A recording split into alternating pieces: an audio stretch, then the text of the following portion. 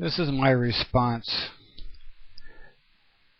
to a woman who wrote that the Mexicans are taking over and costing us a lot of money, which part of that's true. But let's go back to how this all started. Let's say that you own most of the Southwest and California. I come along and drive you south of the Rio Grande and build homes on your land. You come back over the border, which is the Rio Grande, which I decided was acceptable. And I say you crossed the border. In essence, the border actually crossed you when I forced you to move south. Another example. We discovered America and didn't even tell the Native Americans. We just forced them into areas we didn't want. Ironic, isn't it? We literally bred blacks like animals to be bigger and stronger. Now they excel at sports, and we pay them millions to dribble, bat, or kick a ball. We rush to the reservations to gamble, where the Indians make millions from us. Laws have been broken. We broke them. The laws of human decency.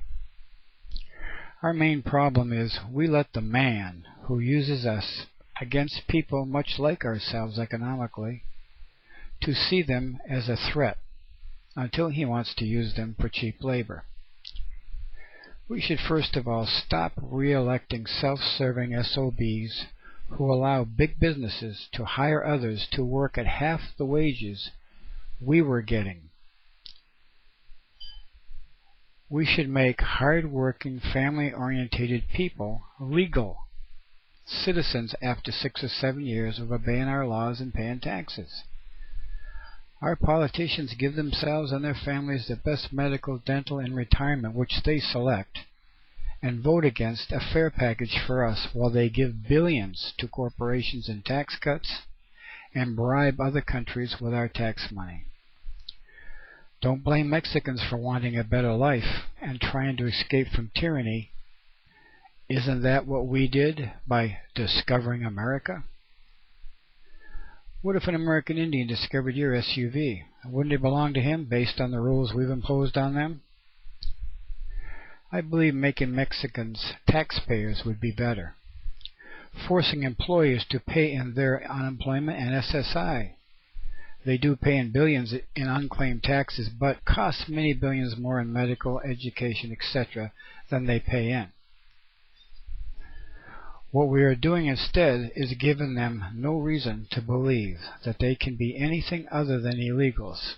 Therefore, they're sending billions to Mexico in American dollars in hope they will be able to return and live the life we have in their own country. We need to stop letting those who have been our financial and so-called moral advisors to divide us. We who are at the bottom of their barrel on what is fair and just. As long as we are stupid enough to allow politicians, etc., to divide us, they can use us. I'm an Irish American, technically, but I'm not proud of a heritage where Catholic and Protestants kill each other and their children over what? I wouldn't be proud to be an African American when I see that they were the first to sell their own into slavery, and the crime rate today is horrific in Africa. I wouldn't be proud to be a German American, even though they were advanced enough at one time to take over the world, if Hitler hadn't stopped the rocket and jet research. Look at the crimes they committed against humanity. We need to be smart enough to be not Democrats, not Republicans, and not independents, but independent thinkers. Search Google for this phrase and see how we are being played. Divide and conquer. All we do when we keep voting for Barabbas is show our ignorance or lack of knowledge of history. Believe it or not, by the time you are 60 or 65, you will have seen history repeat itself twice, and I don't mean the good parts. But hopefully there will be enough insurgent of patriotism, or at least wisdom, to stop all this talk about Mexico, border fences, abortion, etc., which is just a distraction from the real issues. Politicians are like bank robbers. They start a fire on the other side of town to distract the fire and police while they rob the bank on the other side of town.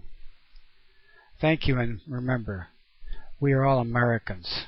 Think for yourself.